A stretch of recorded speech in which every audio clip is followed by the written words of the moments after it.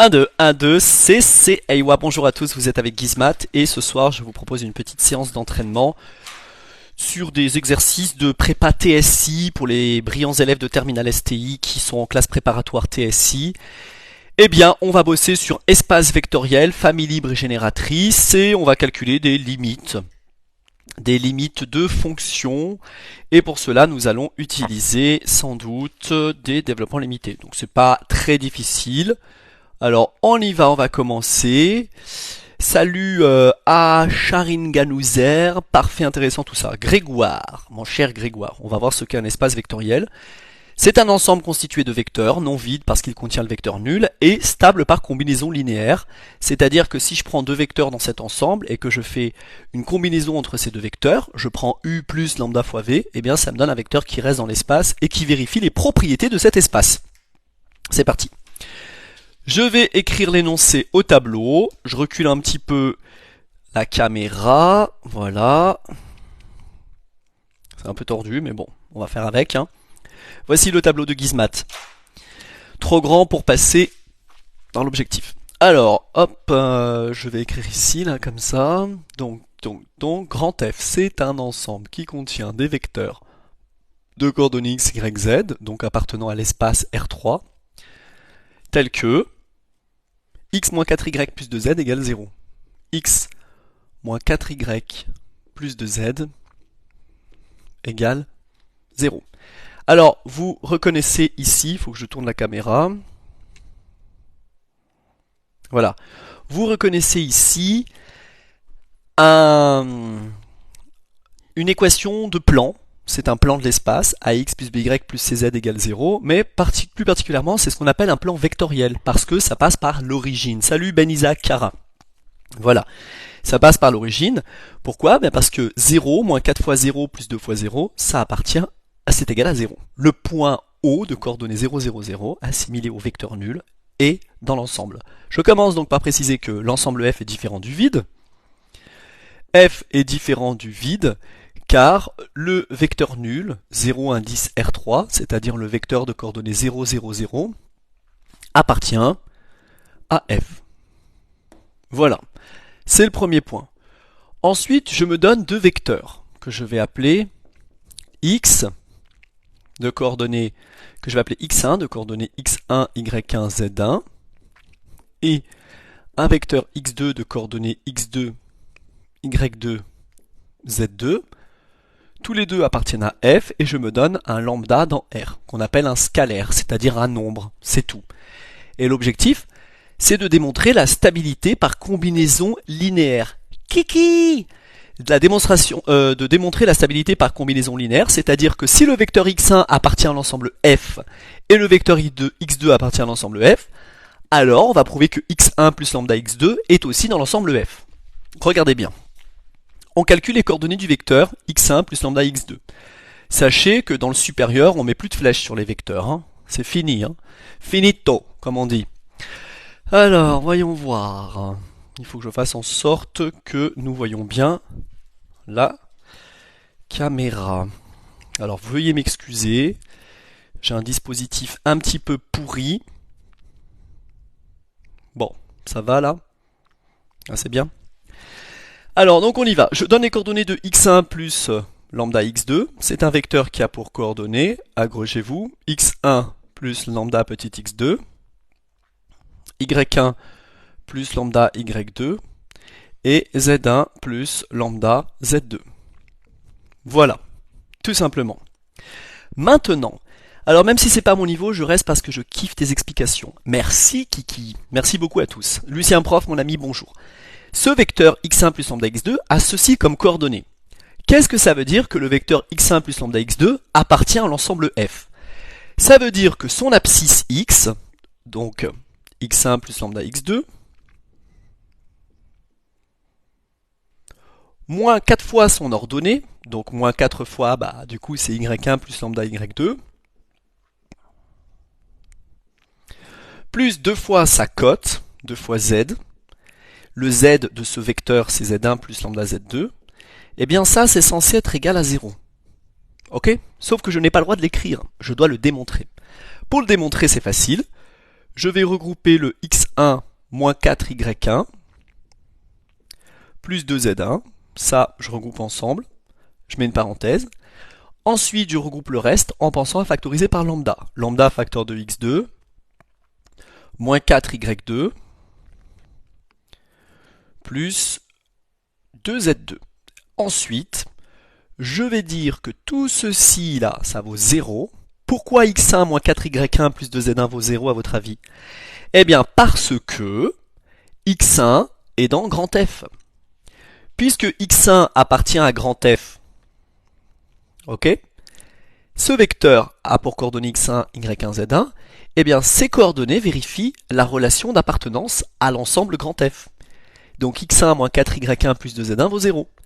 Puisque x2 de coordonnées x2, y2, z2 appartient à l'ensemble grand F, d'accord, eh bien x2 moins 4y2 plus 2z2 vaut aussi 0. Cette chose, ça vaut 0. Et ça vaut combien? 0 plus lambda fois 0, eh bien ça fait 0.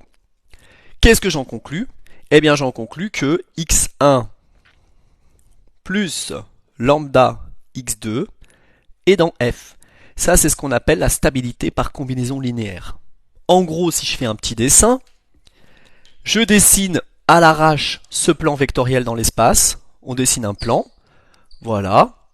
Eh bien, quels que soient les vecteurs non collinéaires que vous prenez dans cet espace, voilà, je mets ici l'origine, c'est 0 de R3, le vecteur nul, je le représente comme ça. Ici j'ai x1 et ici j'ai x2. Si je calcule x1 plus lambda x2, je vais obtenir un vecteur comme ça par exemple. Celui-ci là, cette flèche. Eh bien je reste dedans, c'est magnifique. C'est ça la stabilité par combinaison linéaire. En gros, on vient de démontrer que F est un sous-espace vectoriel de R3, qui est un espace vectoriel connu. Voilà, pour démontrer qu'un ensemble est un espace vectoriel, on montre que c'est un sous-espace vectoriel d'un espace connu. Et la caractérisation des sous-espaces vectoriels, c'est d'une part, on montre la non-vacuité de l'ensemble, on dit qu'il n'est pas réduit, il n'est pas égal à l'ensemble vide, il y a le vecteur nul, qu'on appelle élément neutre pour l'addition, et évidemment, la stabilité par combinaison linéaire qui est juste ici. Si vous avez ces deux conditions qui sont réunies, stabilité par combinaison linéaire et un vecteur nul dedans, yes, vous êtes des champions, votre ensemble est un sous-espace vectoriel de R3. Donc je conclus quand même, parce que c'est important de bien rédiger. Vous savez que la rédaction c'est tout, c'est important, le raisonnement, tout ça c'est fondamental. Parce que si vous n'avez pas de rigueur dans le raisonnement, c'est pas la peine de faire des maths. Et d'ailleurs de faire de la science tout court. Il faut laisser tomber. Il faut aller vendre des frigos. Bien. Alors F est non vide. Ok, je le rappelle. Donc ceux qui sont en terminale, qui veulent aller en prépa, vous pouvez déjà commencer le programme, hein, je vous le dis tout de suite. Merci Hussein pour la rose, parce que les mecs commencent déjà le programme. F est non vide et F est stable par combinaison linéaire, stable par CL. Je mets stable par combinaison linéaire. Alors grand F est un sous-espace vectoriel. C'est un R sous-espace vectoriel, mais je précise pas ça, de R3, parce que les scalaires appartiennent à R. Donc F est un espace vectoriel. Voilà. Ok pour tout le monde? Alors cette vidéo, elle va être retransmise, rediffusée sur TikTok, sur YouTube, excusez-moi, sur ma chaîne YouTube intitulée Gizmat. Bon, maintenant je dois déterminer une famille génératrice de cet espace. Vous devez savoir que dans l'espace, un plan c'est généré par deux vecteurs. How am I going to do? It's very easy. Look at this. Soit x, un vecteur de coordonnées x, y, z, appartenant à f, alors les coordonnées de ce vecteur vérifient x moins 4y plus 2z égale 0. Petit x. Donc petit x va être égal à 4y moins 2z. Du coup, grand X aura pour coordonnées 4y moins 2z, y, z, et se décompose en y facteur de 4, 1, 0, plus z facteur de moins 2, 0, 1. C'est bon? Eh bien, je viens de trouver une famille génératrice. Ça, c'est U, et ça, c'est V. Alors, grand F égale vect de UV. C'est-à-dire que tous les éléments de grand F sont combinaisons linéaires de ces deux vecteurs. De plus, U et V ne sont pas collinéaires. Donc on dit que UV forme une famille libre, U et V forment une famille libre, car aucun des vecteurs n'est combinaison linéaire des autres. Je précise pourquoi c'est une famille libre. Forme une, je vais l'écrire là, une famille libre, car U et V ne sont pas collinéaires. Quand on a deux vecteurs, eh bien il suffit de dire que les deux vecteurs ne sont pas collinéaires pour justifier que c'est une famille libre, car U et V ne sont pas collinéaires. Voilà, ne sont pas collinéaires. Magnifique. Du coup, la famille de vecteurs UV est une famille génératrice de l'espace grand F. C'est une famille génératrice et une famille libre. C'est donc une base. Voilà. Sauf que dans l'exercice, on demandait juste une famille génératrice. C'est tout. C'est pas la peine d'aller plus loin. Exercice 1 terminé. Je passe maintenant à l'exercice 2. C'est pas la peine que je vous montre l'énoncé. Pourquoi? Eh bien parce que l'énoncé, je vous l'écris. Alors, vous êtes 108 sur le live de Gizmat, n'hésitez pas à vous abonner. C'est avec un immense plaisir que j'accueille les nouveaux abonnés. Voilà. Salut Murat. Tu peux fraction rationnelle décomposition d'éléments simples? Oui, c'est clair, certains se gênent de rien, mais j'ai pas vu l'approx de Guise. Ah, je sais pas. Non, c'est très simple en fait, que des définitions, rien de fou. Oui. Je parlais des physiciens qui écrivent ça sans honte. Quelle honte. Quel niveau. Comment tu fais pour comprendre? Ça paraît inhumain. Integral of slave function. Vous savez quel est mon théorème préféré? Ou mon mathématicien préféré? Je suis sûr que ni le théorème vous le connaissez, ni le mathématicien. Alors j'ai des goûts très exotiques, hein, américains, asiatiques, c'est pas trop mon kiff. Moi je préfère les Perses. El-Khawarizmi par exemple, qui est le père fondateur de l'algorithme. Alors, est-ce que vous savez?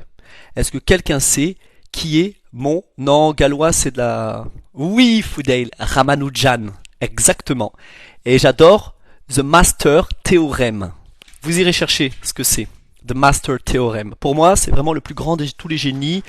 Leibniz, Gauss, Taylor, tout ça, Lebesgue, Riemann, c'est de la merde. C'est vraiment de la merde, je vous dis franchement. Bien, ce sont tous des petits joueurs, des enfants. Le mec, Ramanujan, c'est un génie. D'ailleurs, je pense qu'il a été assassiné. Je pense pas que... Voilà, ils l'ont tué. Oui, je pense qu'il a été assassiné parce que ce mec, c'est une légende. Et il s'est formé tout seul en mathématiques et il a inventé son propre système de notation tellement qu'il était puissant. C'est-à-dire qu'à lui tout seul, il a inventé les maths et il a démontré ce que des gens ont mis des siècles à démontrer. Einstein à côté, c'est un petit joueur, le physicien Hopkins aussi. C'est marrant parce que quand les génies sont africains ou indiens ou viennent de nulle part, ça passe pas. Il faut les égouiller et voler leurs travaux. C'est ça qui est dingue, hein, qui me fait halluciner. Mais quand c'est un Blanc, ou quand c'est un Johnson, ou un Jackson, ou un Bloomberg, ou tu vois, un truc comme ça, ou Nakikuto, Mimikuto non, ou Chinatown, là non, ça passe, là, c'est bien. Et c'est ça qui me chagrine un peu. On dirait que la science ou la connaissance n'est pas réservée à certaines espèces. Oui, ou un Shannon, oui, exact. Un physicien incroyable, c'est Tesla.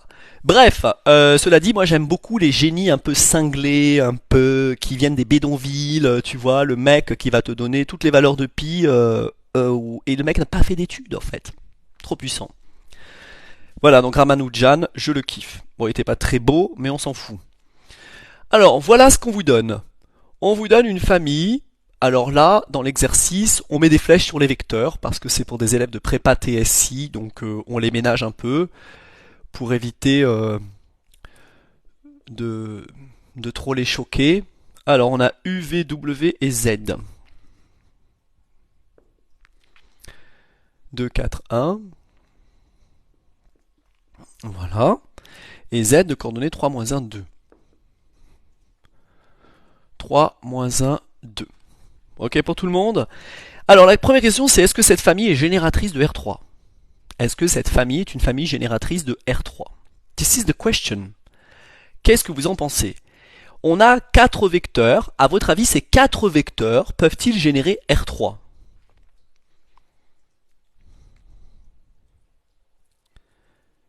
Alors, salut 22, oui, Soso. Eh bien, pour que cette famille puisse générer R3, il faut au moins 3 vecteurs indépendants. D'accord? Donc, ce que je vais faire, c'est que je vais prendre ces 3 vecteurs-là et je vais essayer de voir si ces 3 vecteurs-là forment une famille libre. J'en prends 3 au pif. D'accord? Parce que pour générer R3 c'est un ensemble de dimension 3. Eh bien, il faut une famille libre de longueur 3. Exact. Il faut trouver une combinaison linéaire d'un vecteur. Déjà, UV et Z forment une famille libre. U, V et Z forment une famille libre. Oui, UV et Z forment une famille libre parce que ce sont des vecteurs échelonnés avec des zéros. Oui, on peut le dire, mais on va le prouver. En fait, l'idée c'est que quand tu combines U et V, tu ne peux jamais obtenir Z. U et V ne sont pas collinéaires. U et V ne sont pas collinéaires. D'accord? Donc ils forment une famille libre. Ne sont pas collinéaires. Donc la personne qui m'a dit UV et Z forment une famille libre, excellente observation. Et on précise que Z ne peut pas être combinaison, linéaire de U et V. Pourquoi? Eh bien c'est simple. On ne peut pas trouver alpha et bêta tel que Z égale alpha U plus bêta V. Parce que si tu fais alpha fois le vecteur U, sa troisième composante, ça va être alpha fois 0, c'est-à-dire 0. Si tu fais bêta fois V, sa troisième composante, ça va être bêta fois 0, c'est-à-dire 0. Or, 0 plus 0, ça ne peut pas valoir 2, c'est impossible. Donc en combinant ces deux vecteurs, en les additionnant, on ne pourra jamais trouver Z. Alors UV et Z forment une famille libre de longueur 3. UVZ forment ENT, parce qu'ils sont 3 vecteurs, forment une famille libre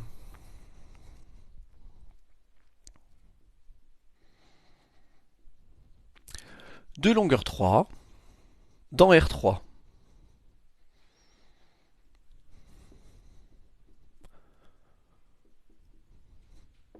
Alors, UVW est une famille génératrice de R3. UVZ, excusez-moi. UVZ est une famille génératrice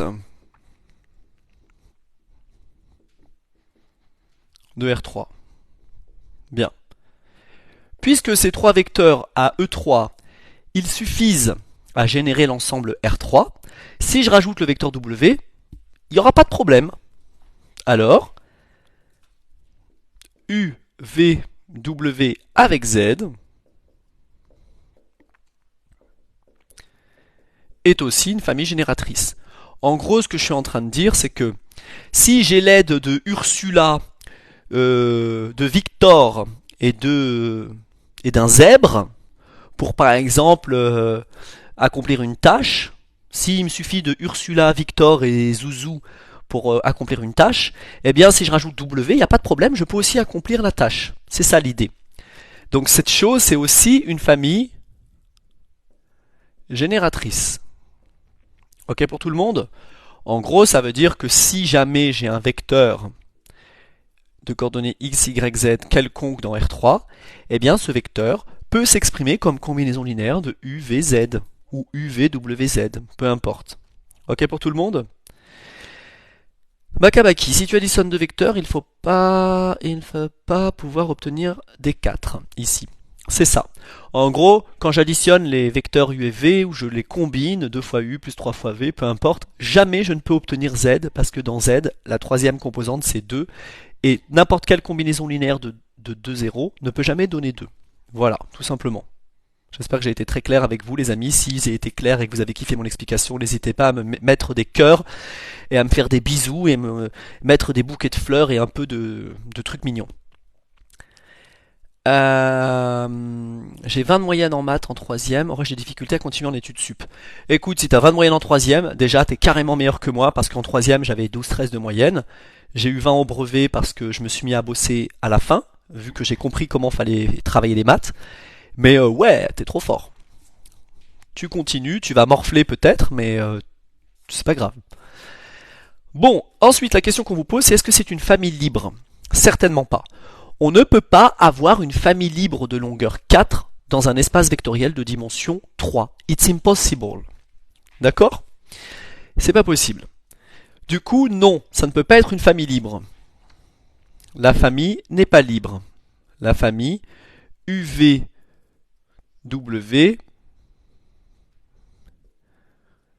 Z ne peut pas être libre. Parce que si tu as une famille libre de 4 vecteurs, eh bien ça va forcément engendrer R4, un espace à 4 dimensions. La famille UVWZ ne peut pas être libre. Ne peut pas être libre dans R3. Tu peux pas avoir une famille libre avec une longueur supérieure à la dimension de l'espace dans lequel tu vas travailler, en gros. Et du coup, ce que je propose, c'est d'expliciter par exemple W en fonction de UV et Z. Ok? Alors on va résoudre un petit système d'équations. System of equation. Donc là, je vais effacer tout ceci, mes chers amis, et je vais montrer que cette famille n'est pas libre. C'est que un des vecteurs est forcément combinaison linéaire des deux autres vecteurs. En gros, je vous explique ce qui se passe avec un dessin. Le vecteur U, il est là. Le vecteur U, il est là. Le vecteur V, il est là. Et le vecteur Z, il est ici. Ok? Voilà, vous avez l'espace. Ça, c'est un repère de l'espace. Eh bien, ton vecteur Z, il est quelque part dans la nature. Par exemple, il est ici. Ok? Eh bien, ce vecteur Z, il va avoir, ok, une composante.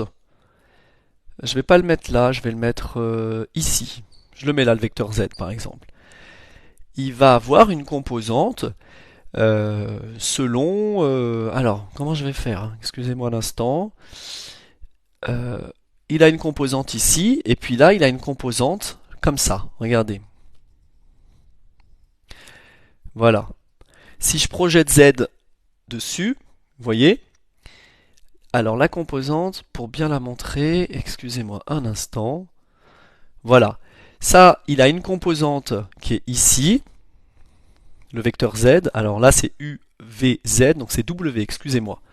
Le vecteur W, vous voyez, il va se décomposer en W1, qui est ce vecteur-là, plus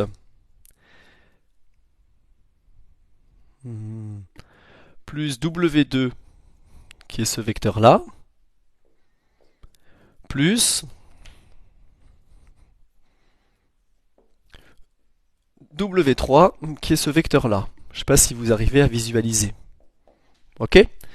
Le vecteur W, il a une composante selon la cote, une composante selon le vecteur V et une composante selon le vecteur W. En fait, on visualise bien ce qui se passe. Le vecteur W, puisqu'il est dans R3, il s'écrit forcément alpha fois le vecteur U, plus bêta fois le vecteur V, plus gamma fois le vecteur Z. Voilà. Et je les ai appelés respectivement W2 plus W1, non, W1 et W3. Voilà. Vous voyez un peu ce que vous arrivez à visualiser.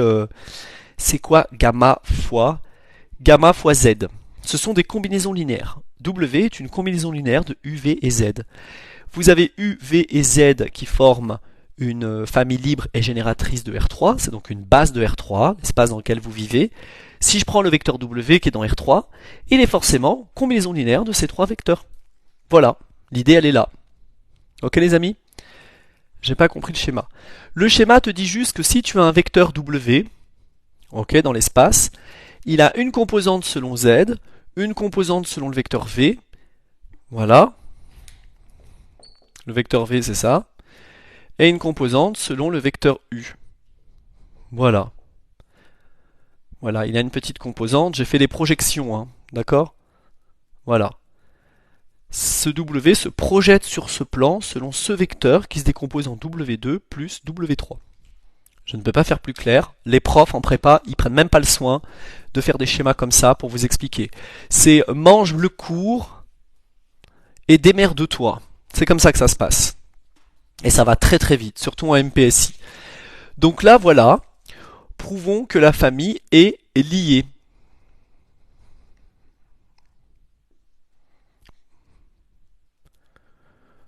Prouvons que la famille U, V, W, Z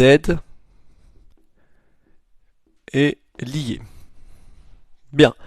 Pour prouver que cette famille est liée, on va juste démontrer par exemple que W, résolvons le système suivant, W combinaison linéaire de U, V et Z. Résolvons le système suivant.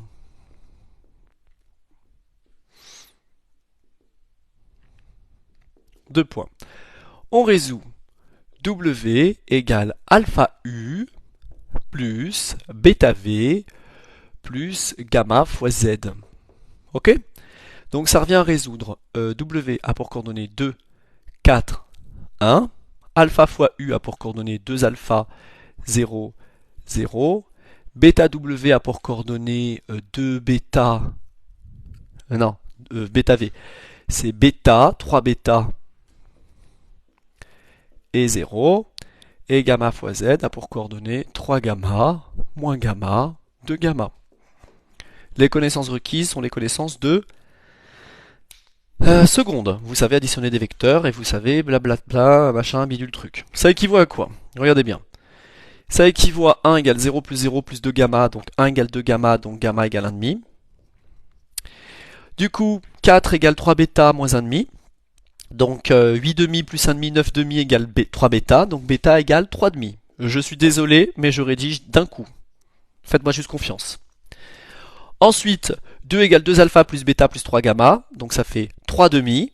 Plus 3 demi, 6 demi, ça fait 3, ça bascule de l'autre côté, 2 moins 3 moins 1, demi. Et voilà, on n'en parle plus. Ok?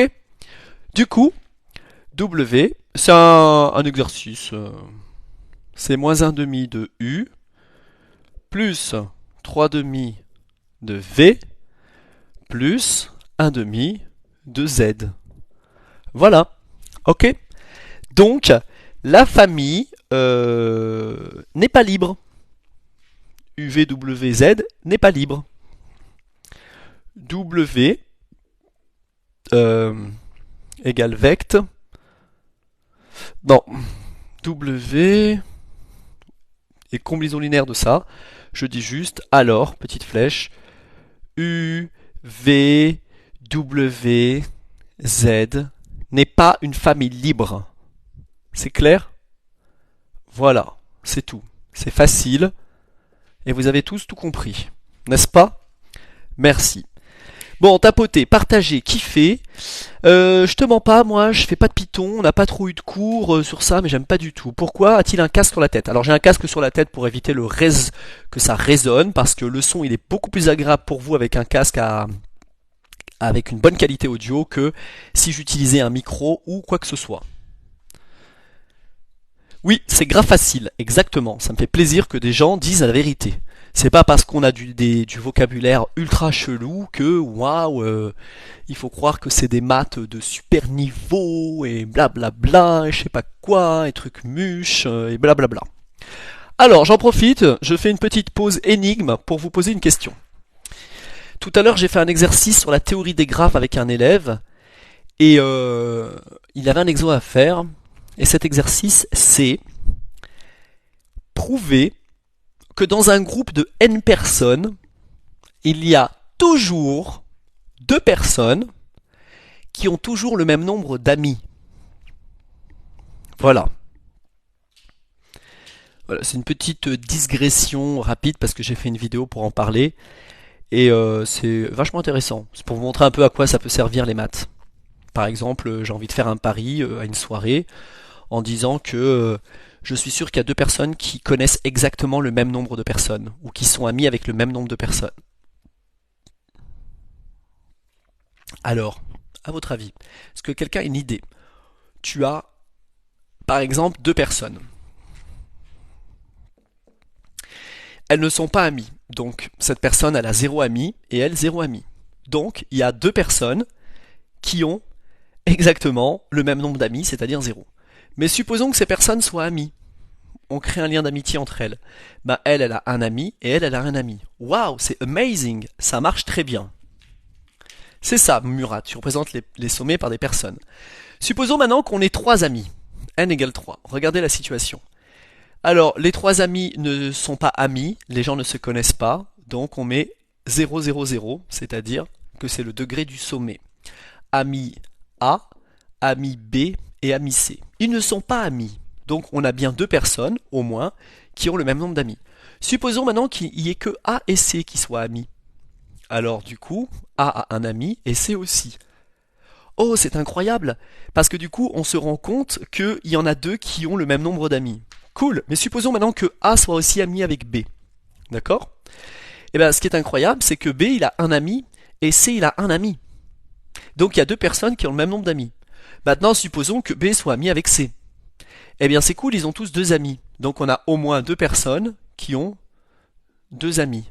Enfin, qui ont le même nombre d'amis. Deux personnes ont le même nombre d'amis revient à dire que deux sommets ont le même degré. Exactement. Merci Murat, tu es une star du XYZ, enfin de ABC. Vous comprenez? Donc en fait, c'est hyper passionnant parce que tu arrives dans une soirée, tu fais salut, c'est moi, c'est Gizmat, j'ai besoin de thunes, donc on va jouer à un jeu et on va faire un pari. Je parie que parmi les 50 personnes qu'il y a ici, il y a toujours où je dirais à mon pote, par exemple, je suis sûr que qu'il y ait 50 personnes, 30 personnes, 10 personnes, 8 personnes, 2 personnes, 4 personnes, dans ta soirée, il y a toujours au moins deux personnes qui ont le même nombre d'amis. Ok?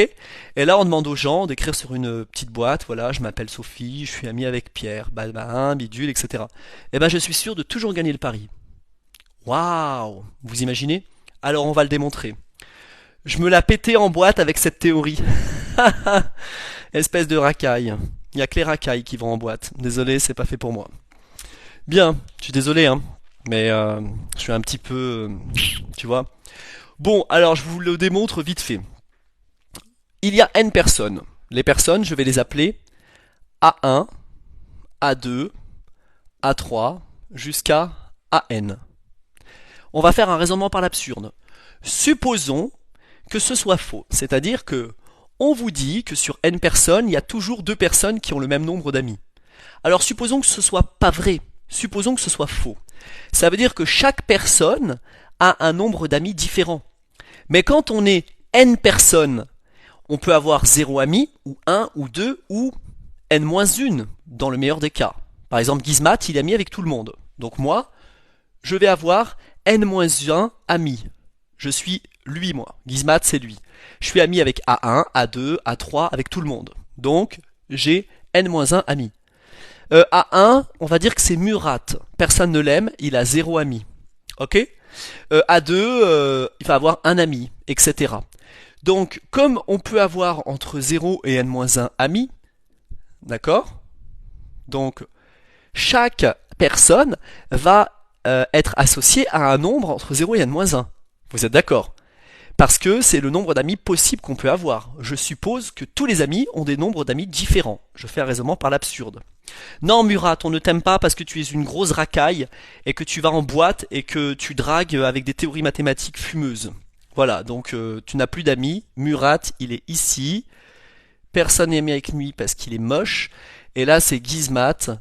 Il a plein d'amis parce que, évidemment, vous êtes combien sur le live? 142. It's amazing. Eh bien, regardez un peu le truc de fou. Murat, il a 0 ami. Et moi, j'ai n-1 ami. Parce que c'est ça l'idée. Le fait de supposer que toutes les personnes, les n personnes, ont un nombre d'amis différents, ça revient à associer à chaque personne un nombre entre 0 et n-1, tous différents. Mais le problème, c'est que Murat, il a 0 amis, mais moi j'en ai n-1, dont Murat. Ça colle pas. Parce que si je suis ami avec tous les autres, comment Murat peut-il avoir 0 ami? C'est qu'il y a un problème, c'est que Murat vous a caché qu'il était ami avec Gizmat. Bref. Donc vous voyez, c'est complètement absurde, ça n'a pas de sens. Et c'est comme ça que vous utilisez les maths pour démontrer des trucs ultra logiques. En gros, dans un groupe de n personnes, il y a au moins toujours 2 personnes qui ont le même nombre d'amis, qui connaissent exactement le même nombre de personnes. Ok les amis? Voilà. Bon allez c'est fini, on passe à la suite, on reprend l'algèbre. C'est juste que vous étiez là, j'avais envie de vous expliquer un truc super passionnant. Donc si vous avez envie de faire des paris et de gagner 10 euros ou 20 euros en épatant vos amis, vous voyez ce que je veux dire? Eh bien voilà, vous êtes sûr que ça marche toujours. Question number 2, let's go. Petit 2. C'est l'exercice 2 d'un devoir qui a été donné à des élèves en prépa TSI, que je me le suis procuré. Alors, on vous donne 2 polynômes dans R1 de x. J'ai un polynôme P qui s'écrit 3x plus 1, c'est un polynôme de degré 1, et Q, c'est un polynôme qui s'écrit 2. Voilà, ces polynômes appartiennent à R1 de x, c'est-à-dire l'espace vectoriel des polynômes de degré inférieur ou égal à 1 à coefficient dans R et une indéterminée x. C'est tout. On vous dit que c'est une famille génératrice de R1x. Oh my god! Est-ce que c'est une famille génératrice? Bah oui. Pourquoi? Le degré de Q, c'est 0. Et le degré de P, c'est 1. D'accord? Donc, puisque P et Q, c'est une famille de polynômes à degré échelonné, c'est une famille de polynômes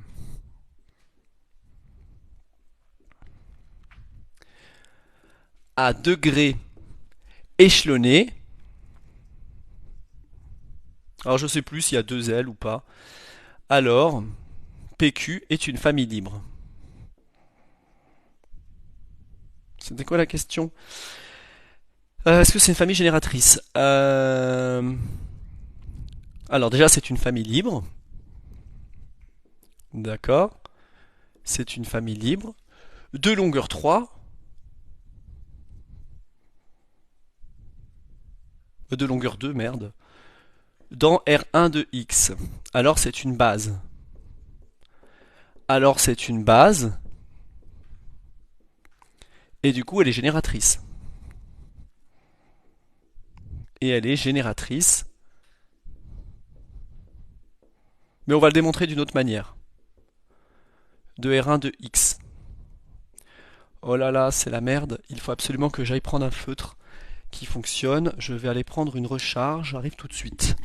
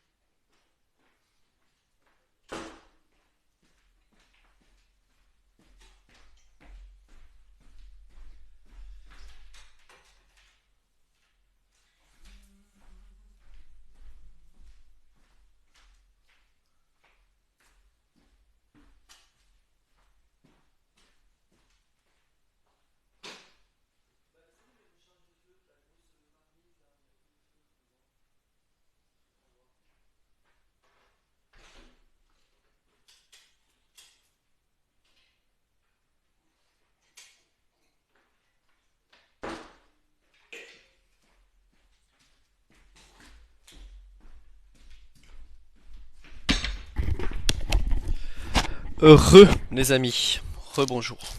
Alors, je cherche une recharge, vous voyez. Ce sont des recharges comme celle-ci. Ça part très très vite.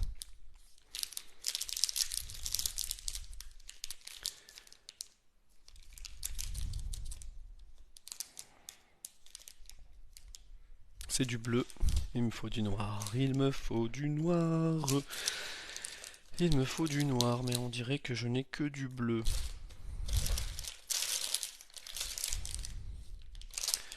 Bon bah on va changer de couleur, c'est pas grave.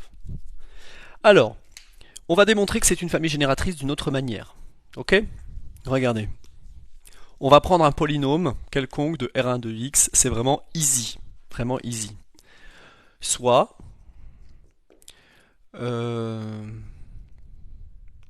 R qui s'écrit ax plus b, un polynôme de R1 de x. Ok? Alors regardez bien. Je vais prouver que R est combinaison linéaire de P et Q. Déterminons alpha et bêta tel que R égale alpha P plus bêta Q. Ok. Alors... Bon, je vais le faire vite fait. R égale A fois...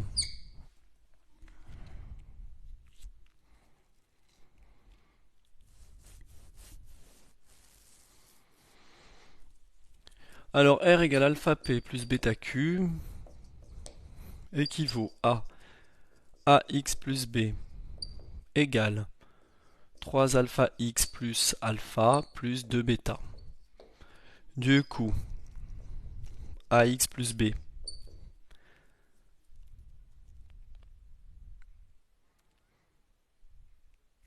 égale 3 alpha X plus alpha plus 2 bêta. Alors on a affaire à un polynôme à gauche qui est égal à un polynôme à droite. Donc par identification, 3 alpha égale A et alpha plus 2 bêta égale B. Ok? Donc le alpha c'est 1 tiers de A et le bêta c'est B moins 1 tiers de A, le tout fois 1,5. Voilà. Donc j'ai prouvé que P et Q peuvent générer n'importe quel polynôme R de degré inférieur ou égal à 1. Alpha, donc c'est 1 tiers, donc ça fait 1 tiers de A fois P, plus, et bêta, c'est 3B moins 2A, non, 3B moins A sur 6. Voilà. C'est comme ça qu'on prouve que n'importe quel élément c'est comme ça qu'on prouve que P et Q forment une famille génératrice de R1 de X, parce que n'importe quel élément R de R1 de X est combinaison linéaire de P et de Q. Vous voyez? Alors, PQ est une famille génératrice. C'est une famille génératrice de R1 de X. À E2, les deux polynômes P et Q génèrent l'ensemble R1 de X. On passe à l'exemple numéro 3. Cette fois, on va s'intéresser à des vecteurs qui ont une gueule particulière puisque ce sont des matrices de 2. Le nom du chapitre, c'est espace vectoriel. Voilà, tout simplement. Espace vectoriel de manière globale, famille libre, famille génératrice, base, etc., etc. Allez, allez, allez, allez. Exemple numéro 3. Je vous donne maintenant. Bonjour, vous êtes 138 sur le live, vous êtes avec Gizmat. Si on dit vecte de 1x, c'était pas bon. R1 de x, R1 de x, c'est vecte de PQ. Mais c'est aussi vecte du polynôme 1 et du polynôme x. Si, bien sûr. Toute combinaison linéaire des polynômes P et Q, c'est aussi une combinaison linéaire de 1 et x. Donc Loïc Valiam, oui, t'as raison. Il n'y a pas de problème. Bien, je passe à l'exemple numéro 3. Vous pouvez poser des questions, il n'y a pas de souci. C'est pas du lourd, c'est pas du très haut niveau, c'est du niveau post-bac. Mais on reste quand même flex. On reste flex, on reste vegan. En fait, tout élément de R1 de x s'écrit AX plus B. C'est-à-dire A fois X plus B fois 1. Ça, c'est vecte de 1x. L'ensemble des polynômes qui s'écrivent à x plus b avec AB qui sont des nombres réels, ce sont toutes les combinaisons linéaires des polynômes 1 et x en fait. C'est ça que ça veut dire. Les a et b sont des scalaires, le x et le 1 sont des vecteurs. D'accord? Ce sont des vecteurs, c'est-à-dire des éléments qui vont diriger l'espace vectoriel de dimension 2. Ok? De rien, Emna, il n'y a pas de souci. C'est quoi le niveau le plus dur en maths? Il n'y a pas. Il n'y a pas de niveau le plus dur. Les maths, c'est waouh, c'est très vaste. Je peux donner un exercice bac plus 2 à un mathématicien connu, il n'arrivera pas à le faire. Et je l'ai déjà prouvé. J'ai accueilli des mathématiciens balèzes, des gars ils sont pas français, je les ai accueillis chez moi, je leur ai balancé des exos à faire, le mec il a bugué quoi. Ce qui est normal parce qu'un mathématicien ça fait des recherches dans des domaines précis. Ils sont très pointus dans des domaines très précis. Et ce qu'ils ont pu faire auparavant dans des domaines autres, bah c'est pas forcément, sont pas forcément des choses qu'ils maîtrisent. Par contre, ils ont une certaine puissance pour arriver à comprendre. Donc c'est comme n'importe quel athlète. Bah t'as été champion de natation à 18 ans. Ben 12 ans plus tard, à 30 ans, tu fais pas le même temps, quoi. Tu comprends? Donc les compétences. Par contre, tu gardes une certaine expérience et une certaine expertise. Bref, voilà. Alors, la famille suivante. Grand A égale. Donc ta question, elle n'est pas très pertinente. Parce qu'il y a des domaines des mathématiques qui n'existent pas encore. Hein. Les maths, tu sais, c'est quand même vaste. Il y a de l'analyse, de l'algèbre, de la géométrie, des probabilités. Il y a plein de choses qu'on n'a pas encore trouvé, quoi. Qui existent dans la nature pourtant. Ensuite, C. Vous savez, par exemple, les nombres complexes, on a mis du temps. Moi, j'ai rien mis du tout parce que moi, je suis juste un praticien, d'accord? Mais à une époque, c'était inconcevable d'imaginer qu'on puisse diviser un nombre par 4 ou par 3. Tu vois? Et les nombres négatifs, c'est pareil. Pour beaucoup de gens, -1, -2, -3, waouh, c'est énorme. Non, à l'époque, les nombres négatifs, ils étaient positifs. Tu me dois 3 euros. C'est une manière de dire que tu es débiteur de 3 euros. Donc tu as -3 sur ton compte. C'est pas évident comme concept. Alors C, c'est -1, 2, 1. Comment dire, c'est triste que Ramanujan soit mort, il aurait pu nous aider. Alors, est-ce que c'est une famille libre? Est-ce que ces trois matrices forment une famille libre? Donc c'est toujours le même principe. On va essayer de voir si c'est une famille libre. Alors, je vous ai pas trop montré la technique, mais on va se donner trois coefficients alpha, bêta, gamma dans R, tels que alpha fois la matrice A plus bêta fois la matrice B plus gamma fois la matrice C égale matrice nulle de M2 de R, qui est un espace vectoriel de dimension 4, engendré par E11, E12, E21, E22, pour ceux qui savent de quoi je parle. Ça équivaut à résoudre le système suivant. Regardez bien. Alpha A plus bêta B plus gamma C. Ça fait 2 alpha moins 2 alpha. Égale 0. Alpha plus bêta égale 0. 3 alpha plus 2 bêta. Ah merde. Attendez, je me suis trompé. C'est A, B, C, c'est dans cet ordre-là. Alors. Alpha A plus bêta B plus gamma C. Donc ça fait 2 alpha moins 2 bêta plus gamma fois moins 1. Donc moins gamma égale 0. En plus j'ai écrit n'importe quoi. Alpha A, donc ça fait alpha plus bêta fois 0 plus gamma fois 1. Alpha plus gamma égale 0. Ensuite 3 alpha plus 3 bêta plus 2 gamma égale 0. Et ensuite, alpha fois 0, plus 4 fois bêta, plus gamma fois 1, égale 0. Voilà, je résous ce système, ok? Bon, on va résoudre ça à l'arrache, comme d'habitude. Bon, déjà, j'ai alpha qui vaut moins gamma. Et j'ai 4 bêta qui vaut moins gamma. D'accord? Donc voilà ce que j'ai comme relation. Ah bah, c'est magnifique. Vu que 4 bêta c'est moins gamma et que alpha c'est moins gamma, alpha égale 4 bêta.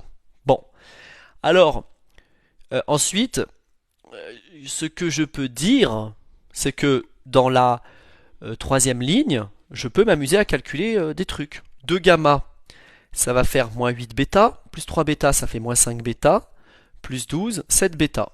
7 bêta égale 0. Wow, it's amazing. D'accord? J'ai remplacé gamma par moins 4 bêta là, et alpha par 4 bêta là-dedans.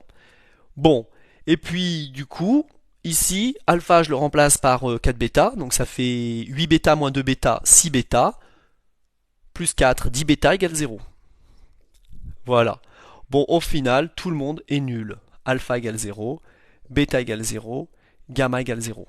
Eh bien, lorsque je prends une combinaison linéaire nulle de vecteurs et que je prouve que chaque coefficient est nul, d'accord? Alors, la famille ABC peut être considérée comme libre. Alors, ABC est une famille libre. I'm free. Eh oui, I'm free. Bon, bah je vois que vous êtes un peu plus nombreux, vous êtes 214 sur le live de Gizmat. Combien de personnes se sont-elles abonnées à Gizmat? 30, it's amazing. Félicitations à vous, c'est très bien.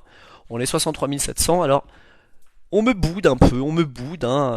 Avant j'avais 1000 personnes sur mes lives. Bon, c'était plutôt du niveau terminal ou un petit peu plus bas, donc il y avait un peu plus de monde et c'était avant le bac. Mais bon, c'est pas grave. Si je peux aider des gens, c'est l'essentiel. Ah, j'ai pigé. Salut VV Dudu. Donc en fait, on se donne une combinaison linéaire nulle pour montrer que c'est possible d'avoir ce genre de relation. Ça revient à dire que alpha A égale moins bêta B moins gamma C, que la famille est liée. Mais en fait, on se rend compte que les seuls coefficients alpha bêta gamma qui vérifient ça sont les coefficients alpha bêta gamma qui valent 0, puisque du coup 0 égale 0. C'est comme ça qu'on démontre qu'une famille est libre. Merci à tous ceux qui s'abonnent à Gizmat, et on continue avec l'exemple numéro 4. J'efface ceci, j'espère que ceux qui veulent se réentraîner, entraînez-vous. Ce sont des exercices basiques. Même si on vous met des exos beaucoup plus complexes, c'est toujours la même méthode. C'est juste qu'il faut être un petit peu plus redoutable. Voilà. De toute façon, là, mardi soir et mercredi soir, je vais corriger le sujet de ATS 2018, puisque j'ai un étudiant qui passe les concours la semaine prochaine, enfin dans 2 semaines. Et voilà, je lui offre 4 heures de cours pour corriger ce sujet, mais je vais le faire en live, comme ça pourra profiter à ceux qui m'ont demandé de le corriger. Bien, cette fois, nos vecteurs, ce sont des applications qui à X associent quelque chose. C'est de l'algèbre en fait, ouais, c'est ça. Tu pourrais mettre les lives sur YouTube?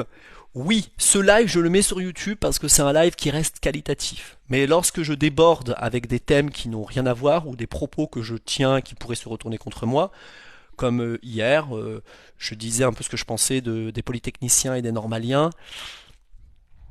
Je m'exprime en privé. Mais en gros, si vous voulez, il y a des trucs qui ne doivent pas rester. Ça peut être dit, repris, on s'en fout, mais voilà. J'ai pas spécialement envie de froisser certaines personnes. Dont des amis. Bref, mais bon, eux, ils ont l'habitude.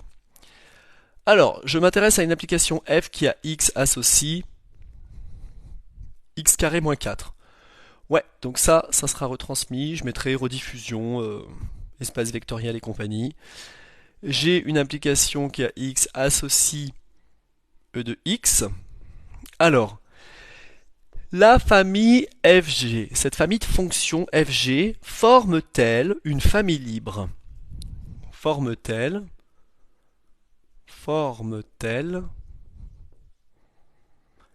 une free family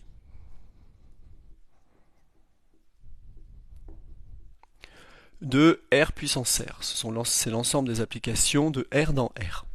Voilà. Est-ce que ça forme une famille libre? This is the question. How can I prove this? Très classique. Faut pas paniquer, on fait toujours la même chose. Soit alpha, bêta, des nombres, tels que alpha f plus bêta g égale l'application nulle, identiquement nulle de R dans R. C'est comme ça que ça marche. Ça se passe comme ça chez McDonald's. Une famille libre, c'est une famille de vecteurs pour lesquels chaque vecteur ne peut pas être combinaison linéaire des autres. C'est ça que ça veut dire. Ok? Oh, le fils du roi vient de s'abonner. Forme-t-elle? Ah! En fait, c'est les fonctions.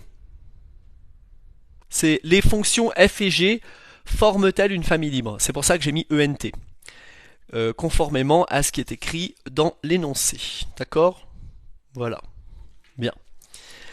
Eh ben on va voir ça tout de suite. On se donne une combinaison linéaire nulle. Alors, ce qui est important à dire, c'est que, alors pour tout x, on va évaluer ces applications en x. Pour tout x appartenant à R, l'ensemble de départ, ok, virgule, alpha f de x plus bêta g de x va être égal à l'application identiquement nulle évaluée en x, et ça c'est toujours égal à 0. Mais c'est le nombre 0, le 0 réel. D'accord?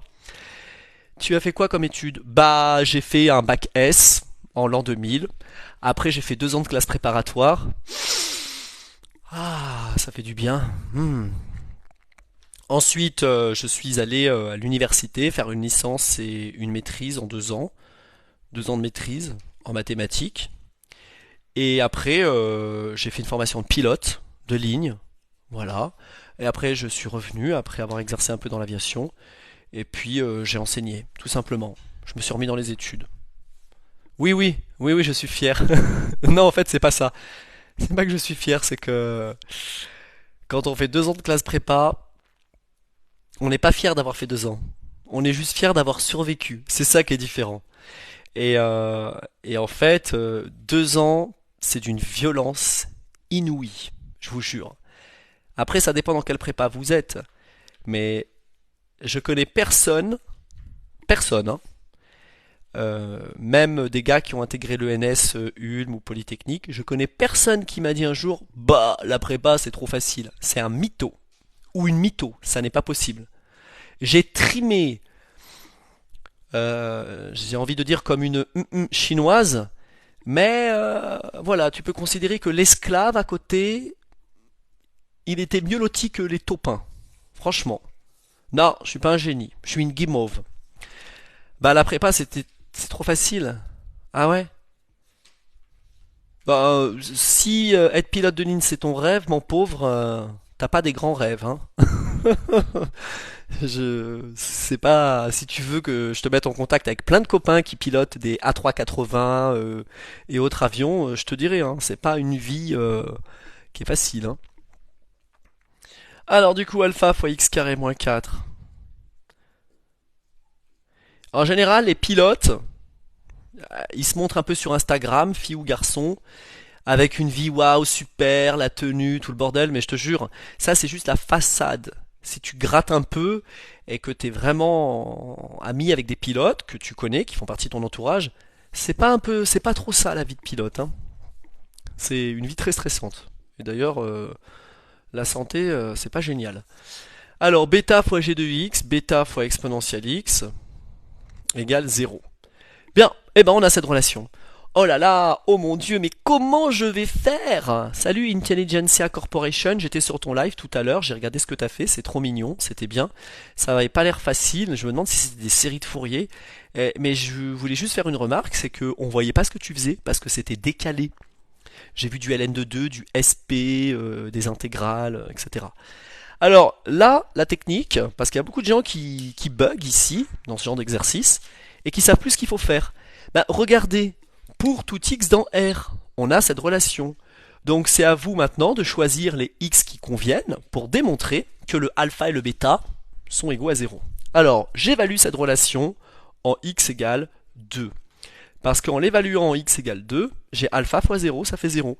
Et il me reste bêta fois e puissance 2 égale 0, ce qui implique que bêta égale 0. Car évidemment, nous savons tous que e carré n'est pas égal à 0. Après, je fais tendre... Attendez, qu'est-ce que je peux faire? Après, je peux évaluer en x égale 0. En x égale 0, j'obtiens moins 4 alpha plus bêta égale 0. Or, bêta égale 0, donc moins 4 alpha égale 0, donc alpha égale 0. Vous comprenez? Je viens de prouver que, en évaluant en 2 et en 0, j'obtiens 2 équations indépendantes qui prouvent que bah, ça fait 0. Voilà. Alors j'ai pas pris moins 2, hein, ça fait pareil, ça fait alpha fois 0 plus bêta exponentielle moins 2 égale 0, donc bêta exponentielle moins 2 égale 0, donc bêta égale 0, on obtient la même chose. Du coup je peux en conclure que cette famille FG est bien libre, puisque je pars d'une combinaison linéaire nulle, ici, de ces deux vecteurs f et g, et je démontre que bêta égale 0, alpha égale 0. Ma conclusion c'est, alors FG est bien une famille libre. Ok? Alors, FG is a free family, est une famille libre, c'est une famille libre de l'ensemble des applications de R dans R. Voilà. Donc ça c'est terminé, l'exercice is over, we have finished. Le 1, le 2 sont terminés, on va maintenant s'intéresser à des calculs de limites. Donc c'est pas quelque chose de très difficile. Voilà, c'est quelque chose que j'ai reçu hier à faire. La vidéo sera retransmise évidemment sur YouTube dans la soirée. Et comme ça, les gens qui m'ont demandé de l'aide, ils auront des réponses et des explications qu'ils pourront revoir à l'infini. Et je vous cache pas que j'ai une flemme de faire des vidéos. Si vous saviez, comme ça me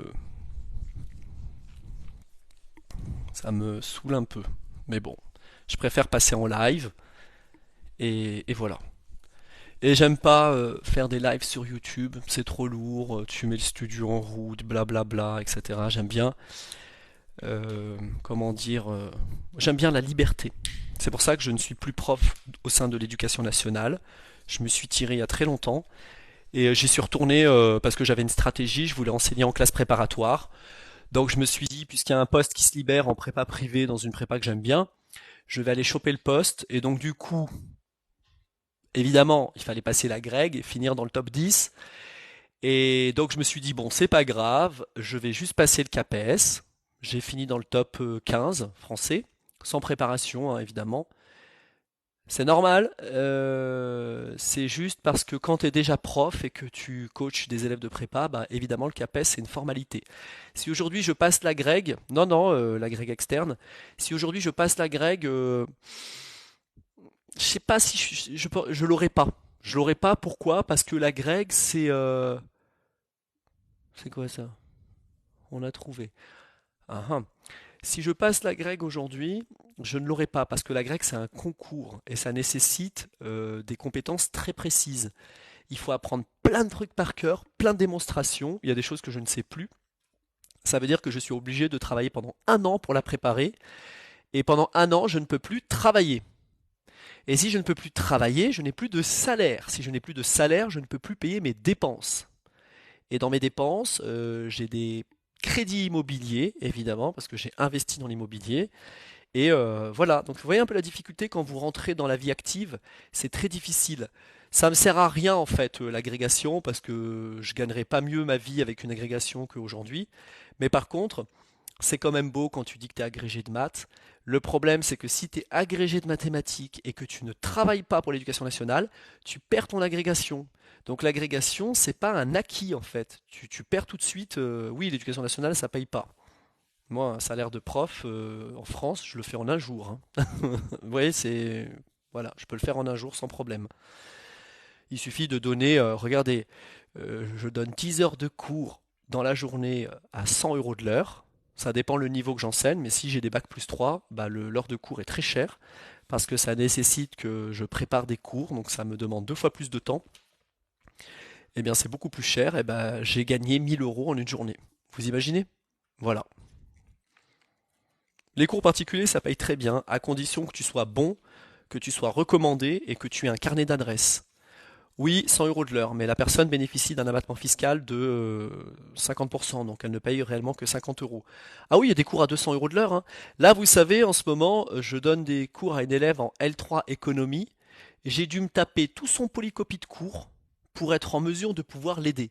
Donc ça veut dire que j'ai pris de mon temps pour ingurgiter un cours d'économie qui m'était inconnu pour apprendre des notions. Et après, je lui ai expliqué, parce qu'elle ne comprenait rien. C'est normal, vu la gueule des cours. Bref, donc autant vous dire que c'est pas évident. Donc l'éducation nationale, quand j'ai repassé mon CAPES il y a quoi, 2 ans, 3 ans, je l'ai perdu, je n'ai plus le CAPES, j'ai rien, parce que j'ai démissionné. Oui, ouais, tu donnes une partie à l'État. Oui, les fonctions McDouglas. Vu la gueule de qui? Non, vu la gueule des cours. Eh oui, parce que vous savez que les profs d'économie ne sont pas des profs de maths. Donc du coup, ils rédigent un petit peu n'importe comment à la Walligen. Et malheureusement, bah, si l'élève n'est pas un minimum préparé psychologiquement, bah, il a besoin d'un traducteur pour comprendre ce que le prof a voulu faire ou voulu dire. Vous voyez ce que je veux dire? C'est comme les profs de physique, hein. Parfois, c'est trop le bordel. Allez, on continue. On vous demande de déterminer des limites, donc je vais vous donner une fonction, et on veut la limite en 0. En a égale 0, et la fonction, elle a cette gueule. F de x égale x exponentielle sinus x divisé par ln de x. Eh ben dis donc, on n'est pas dans la merde. Bon, alors, mon réflexe, il est très flex. C'est-à-dire que je vais remplacer x par 0. Sinus de 0, ça fait 0. Exponentielle de 0, ça fait 1. 1 fois 0, ça fait 0. Et 0 sur moins l'infini, ça fait 0. Terminé. Ok? Limite de x exponentielle sinus x quand x égale tend vers 0. Eh bien, c'est tout simplement 0 exponentielle sinus de 0. Ce qui fait 0 exponentielle 0, ce qui fait 0 fois 1, ce qui fait 0. C'est bon pour tout le monde? Voilà, c'était easy. Au début, ça fait peur. Non, non, ça fait pas ça. Après, je fais la limite de 1 sur ln de x quand x tend vers 0, évidemment par valeur positive. Ça revient à faire la limite de 1 sur grand X quand grand X tend vers moins l'infini. Et ça fait 1 sur moins l'infini, c'est-à-dire 0. En posant évidemment grand X égale ln de x. Du coup, la magie fait que par produit, évidemment parce que f de x c'est le produit de 1 sur ln de x avec x exponentielle sinus x, par produit, la limite de f de x c'est 0 quand x tend vers 0. On peut donc prolonger par continuité la fonction en 0 en posant que f de 0 égale 0. Oui, Prosper, très facile. Je ne comprends pas la différence de la limite en valeur négative ou positive. Alors, en fait, ça veut dire que x tend vers 0 par valeur supérieure. Ça veut dire que x va être égal à 0,0000001. C'est-à-dire qu'il est proche de 0, mais pas négatif. Parce que tu peux te rapprocher de 0 par en dessous ou par au-dessus. Si tu te rapproches de 0 par valeur supérieure, ça veut dire que tu vaux 1, puis 0,5, puis 0,4, 0,3, 0,2, 0,1, 0,01, 0,0001, 0,00000001. Tu comprends? Tu te rapproches de 0 en étant plus grand que 0. Et on n'a pas de choix. Pourquoi? Parce que la fonction ln de x, qui a x associé à ln de x, elle n'existe pas en 0. Elle existe sur 0 exclu plus l'infini. Ok? Oui, mais en 0 moins ou 0 plus, la limite est la même. Non, non, mademoiselle. Parce qu'en 0 moins, t'as pas de limite. C'est pas possible. Parce que 0 moins, c'est moins 0,000001. Et ln de moins 0,00001 n'existe pas. Ln d'un nombre négatif, ça n'a pas de sens. C'est pour ça que je précise en 0 par valeur positive. Voilà. Ok? Histoire que qu'on fasse preuve d'un peu de rigueur. On passe à l'exemple numéro 2. Il y en a 5, et après, bah, je vais vous souhaiter une excellente soirée, puis je vais aller faire des tractions. Je suis comme les hamsters, vous savez, les hamsters dans une cage. Ils ont une roue et ils tournent. Ils tournent dans leur dispositif.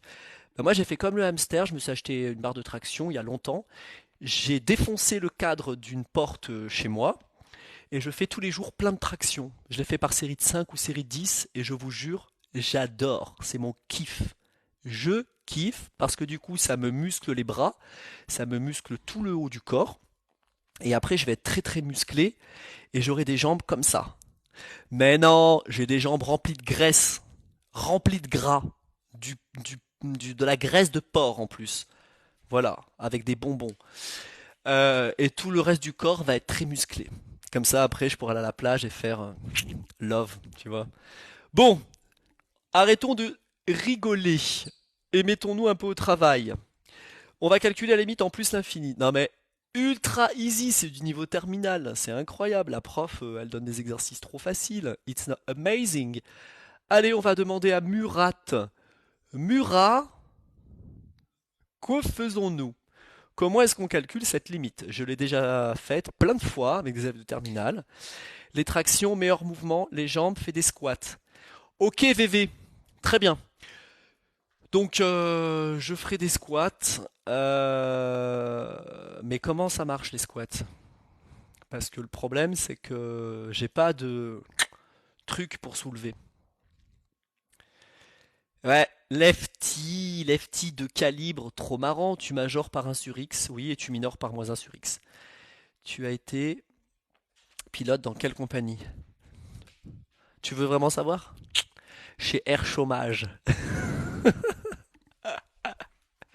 Allez, on y va pour tout X appartenant à R étoile. Je mets R étoile, hein, d'accord? Cos X compris entre -1 et 1, d'accord? Et ou- je mets R plus étoile. Ok, je travaille sur R plus étoile, parce que comme on veut prendre la limite en plus l'infini, eh bien on s'embête pas. Après je divise tout par X, qui est un nombre positif. Alors j'ai -1 sur X qui est plus petit que cos de X sur X, qui est plus petit que 1 sur X. D'accord? Je calcule la limite de -1 sur X quand X tend vers plus l'infini. Ça vaut 0. Et la limite de 1 sur X quand X tend vers plus l'infini. Ça vaut 0. Ensuite, on invoque le théorème du sandwich, le théorème du tacos de Grenoble. D'accord? Moi, je l'ai surnommé comme ça parce qu'il y a un mec qui avait faim un jour. Et au lieu de dire théorème des gendarmes, il a dit ah ouais, c'est le théorème des sandwichs. Et quand il a dit sandwich, dans ma tête, j'ai vu un tacos. Et à côté de chez moi, il y a des bars, des tacos, il y a le lycée Champollion avec la prépa. Il y a tout. Quand je sors ma main de ma fenêtre, je touche les profs, les élèves, les kebabs, les poulets rôtis, les bières, tout. J'ai tout à portée de main. Je fais comme ça, hop, je suis aux impôts. Je fais comme ça, hop, je suis au lycée. Je fais comme ça, hop, je suis dans un tram. C'est incroyable. Je peux tout toucher depuis ma fenêtre. Même les rats dans la ville. Alors, d'après le théorème, des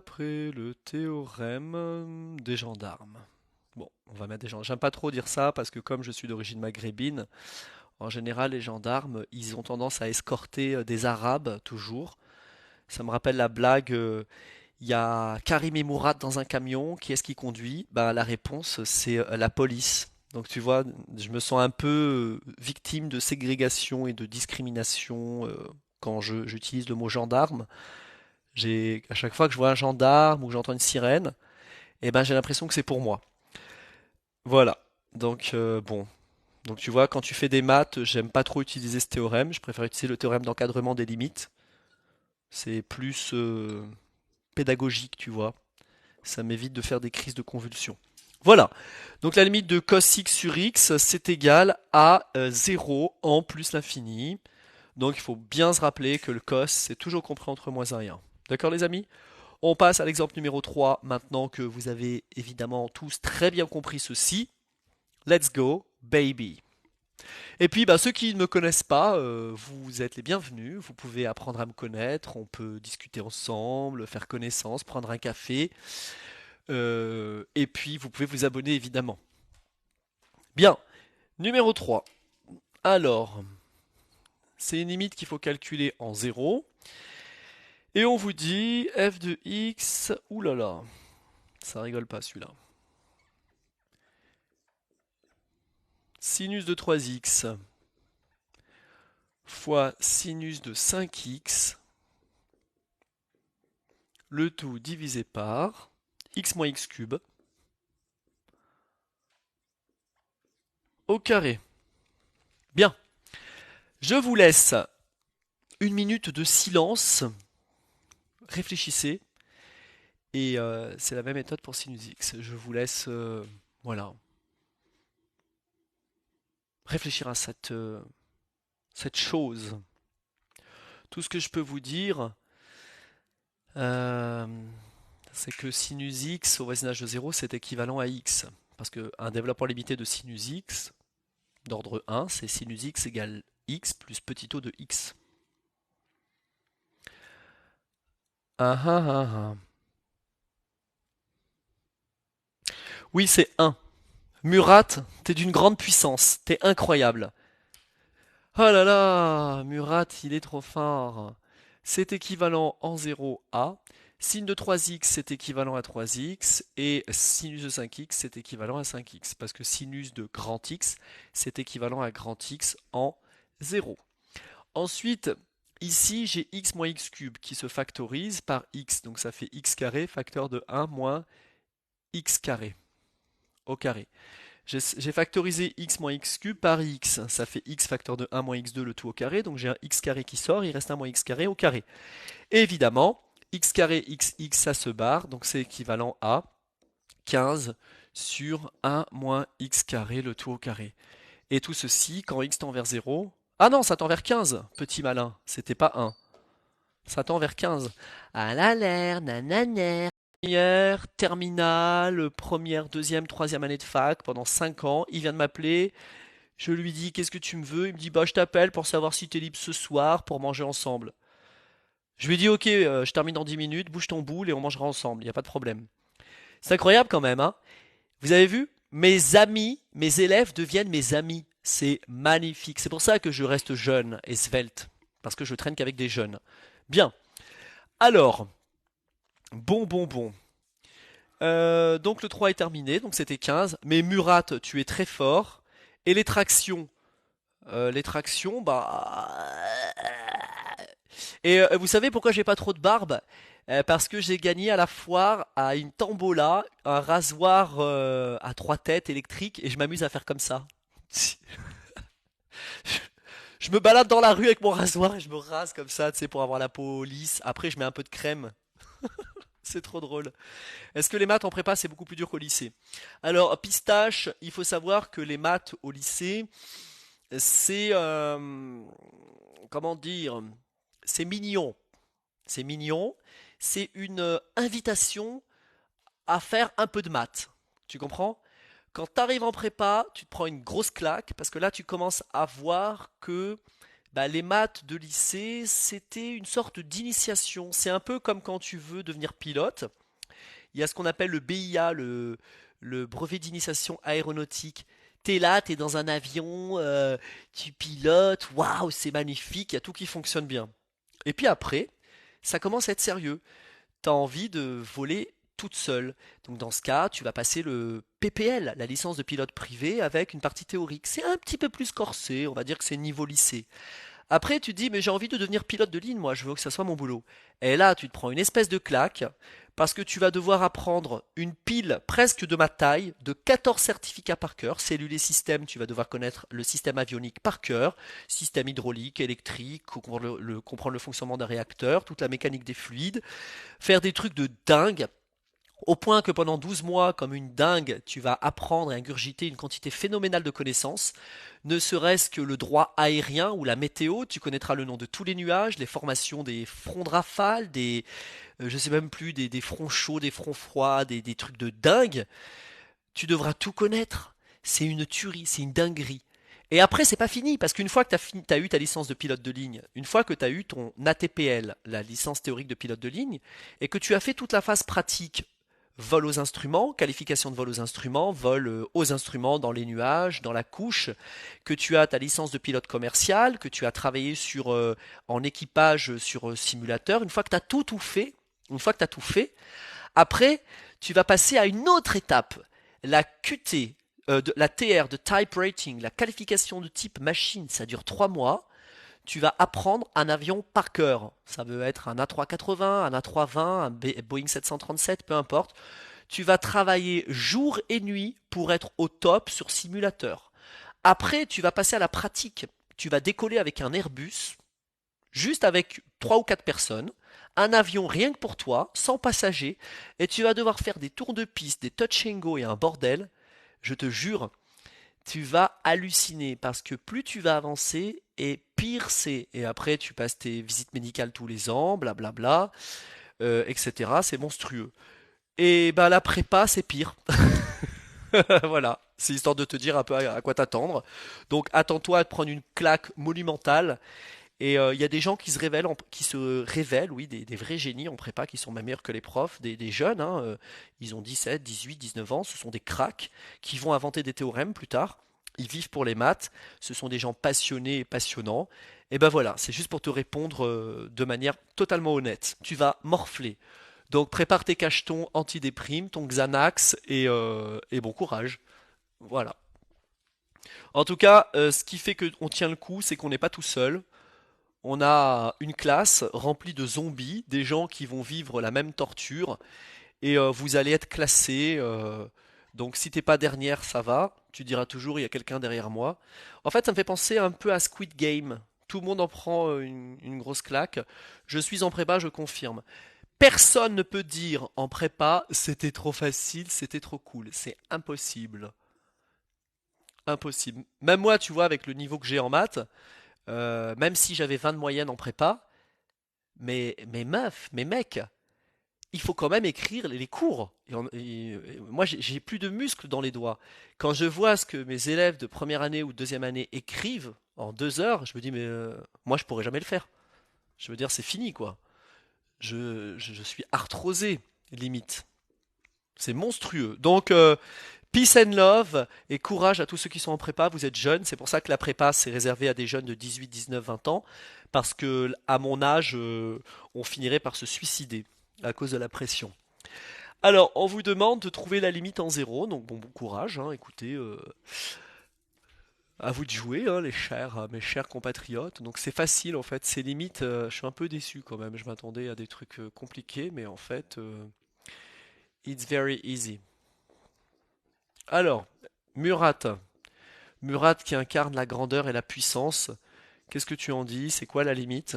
Est-ce que quelqu'un a une idée? Oui, bosser les jeunes, faut payer ma retraite. Ah bah VV Dudu, c'est un vieux. Salut cousin, c'est Naufel. Non, Naufel? Mais c'est pas possible. Juck Team Detectov. Alors Naufel, mon cher Naufel, est-ce que tu sais avec qui j'étais aujourd'hui? Devine. Ouais, Murat, c'est plus infini. J'étais avec Sami Hachani. J'étais avec Sami. Il est venu avec sa femme et tout à Grenoble parce qu'il y a eu un défunt dans la famille euh, de sa femme.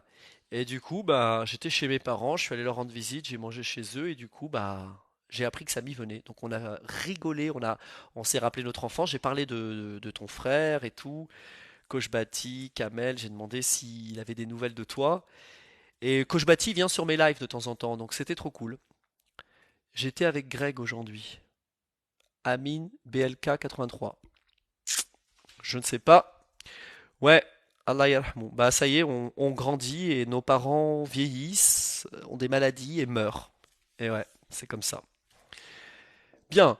1 plus 0 au carré, ça fait 1. Ensuite, sinus carré de 0, bah, ça fait 0 plus. C'est un 0 qui est positif. Et 1 sur 0 plus, c'est plus l'infini.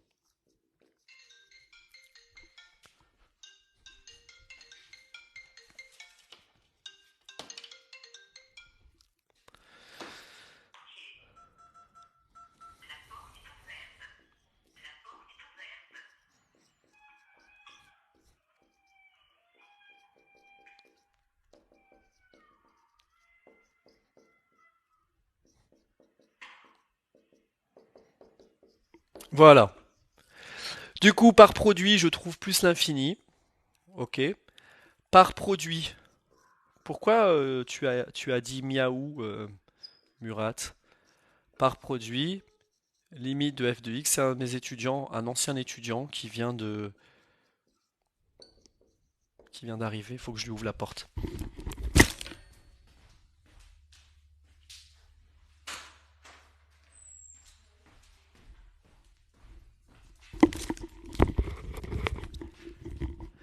Non, c'est le fils de Greg. Mais, comment ça, c'est le fils de Greg? Il y a des gens qui me connaissent? On entend des chats bien traités. Bah non, mes chats ils dorment, c'est pas les chats, c'est mon téléphone qui sonnait. Et une porte qui grince. Ouais, c'est Greg. Je sais pas, je te connais pas. C'est le fils de Greg. De Greg de quoi, Greg? Alors, pourquoi? Il faut savoir que 1 sur 0 plus, les amis, c'est, regardez, 1 divisé par 0,1, ça fait 10. 1 divisé par 0,01, ça fait 100. D'accord? 1 sur 0,001, ça fait 1000. D'accord? Du coup, quand x tend vers 0... Oh, salut les amis. Quand x tend vers 0 par valeur positive, ça veut dire que x est très proche de 0, mais reste positif. Donc ça va être 0,00000000001. D'accord? Donc ça fera 1 sur 0 plus, 1 plus sur 0 plus, ça fait plus l'infini et tout le monde est content. Vous m'avez déstabilisé avec votre blague, sachez que je ne regarde pas la télé, je ne sais pas ce qui se passe dans le monde. J'apprends tout par les gens qui me rendent visite. Apparemment hier il y a eu une braquage place Vendôme dans une bijouterie, des trucs Bulgarie ont été volés. Je l'ai su pas par la télé ni par Facebook. Sur Facebook je suis bloqué de partout parce que je dis ce que je pense. Du coup, je me fais bannir, suspendre. Il y avait une nana qui ressemblait à une prostituée et les gens me disaient «Ouah, tu es trop belle» et tout. Moi, j'ai mis «C'est une P», plus loin U, et après j'ai mis «en terre», genre panthère. Alors qu'en fait, c'est pas du tout ce que je voulais. Et ben, l'intelligence artificielle de Facebook a compris que je voulais dire que c'était une fille joyeuse, une PUTE quoi.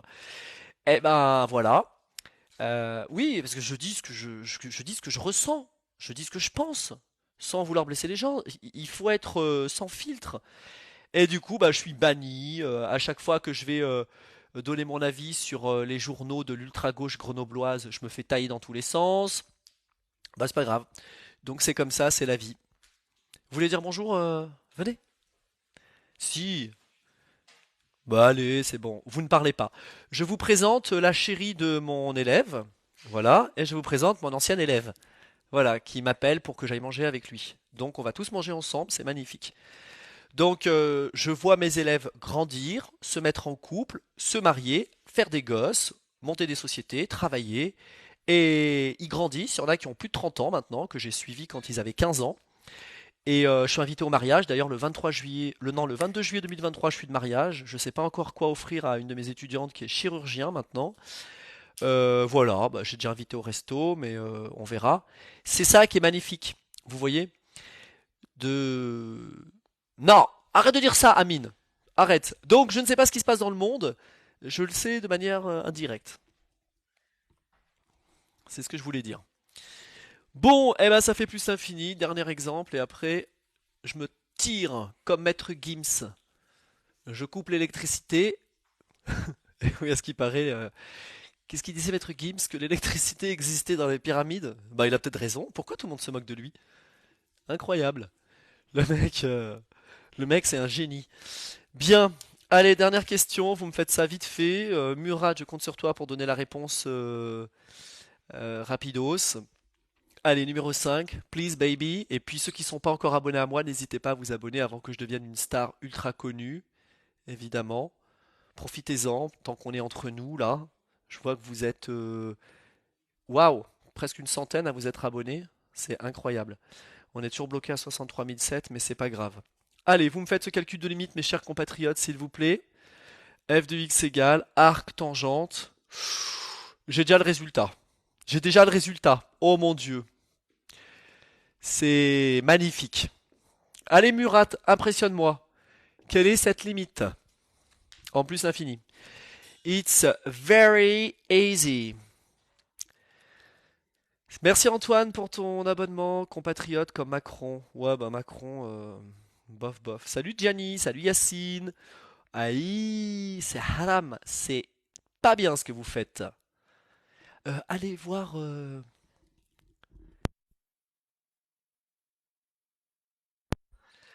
Alors, non, Intelligentsia Corporation Gabon, non, personne n'a donné la bonne réponse. Moins pi sur 4, non. Bah attendez. Euh, si, si, si. Juju, c'est bien. C'est moins pi sur 4. C'est très bien. Est-ce que la physique, c'est beaucoup plus dur en prépa? My God, j'ai trouvé ça pire que les maths. C'est un truc de dingue, la physique. Bah, la physique, my God. Je me rappelle de ma prof de prépa, Madame J. A-U-S-S, je dis pas la suite. Oh, elle m'a traumatisé. Traumatisé. Est-ce qu'on peut faire des études avancées sur les maths en ligne? Je sais pas ce que c'est extra maths. Alors, on y va. On va utiliser un outil puissant, c'est que la limite d'une fraction rationnelle en plus ou moins l'infini, c'est la limite des quotients des termes de plus haut degré. Donc déjà, ça va faire limite de moins x carré sur x carré. Et ça, évidemment, ça fait 1, moins 1, quand x tend vers plus l'infini. Du coup, par continuité, enfin par composition,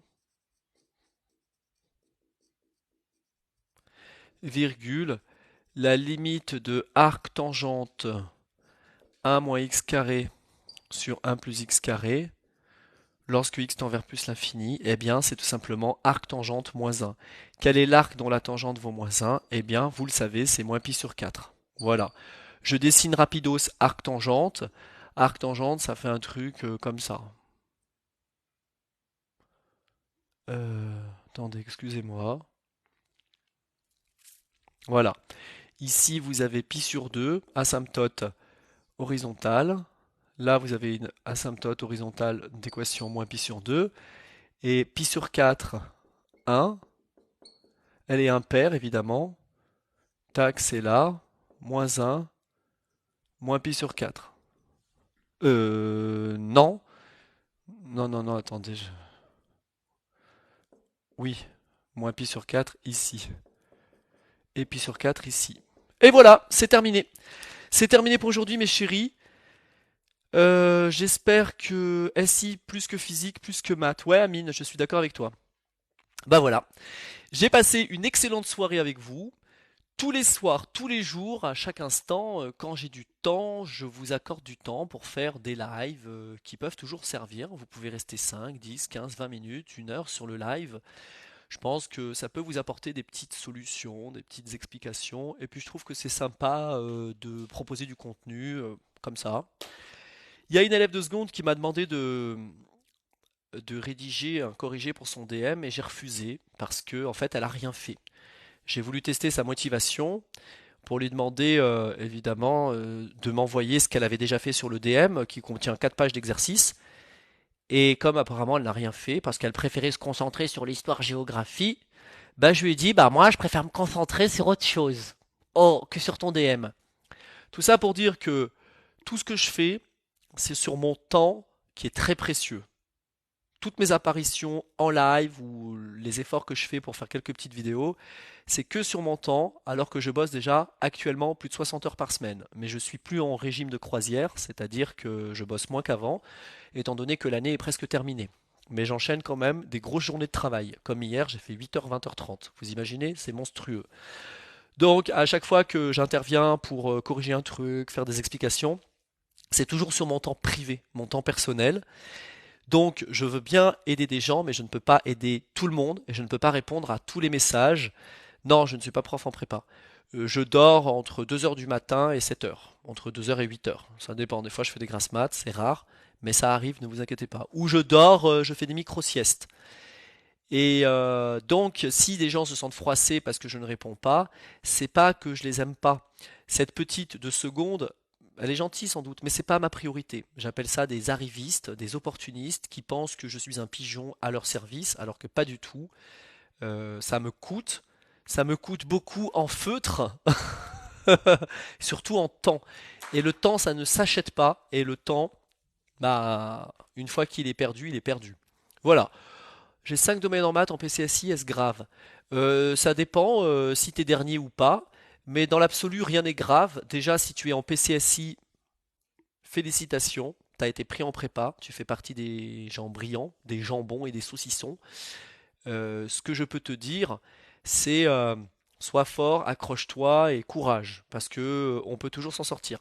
Mais dis-toi que ta moyenne, elle est peut-être révélatrice d'un manque d'organisation ou d'un manque de méthodologie. Si je peux me permettre de te donner un conseil en prépa, c'est très important, il faut que tu maîtrises ton cours. Maîtriser son cours, ça veut dire comprendre les concepts, maîtriser les définitions, Connaître les théorèmes, savoir les réciter et savoir les redémontrer. Et surtout comprendre dans un théorème le cheminement, la démonstration. Parce que si tu te bottes les fesses comme il faut, ce que je ne faisais pas en première année de prépa, c'est en deuxième année que j'ai eu mon déclic en mathématiques, je me suis mis à apprendre mes théorèmes et mes démonstrations.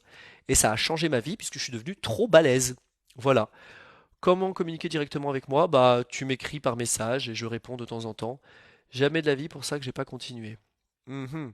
Faut juste bachoter comme un bourrin et comprendre le cours. Oui, faut bachoter comme un bourrin, mais après on n'a pas tous le cerveau qui fonctionne de la même manière.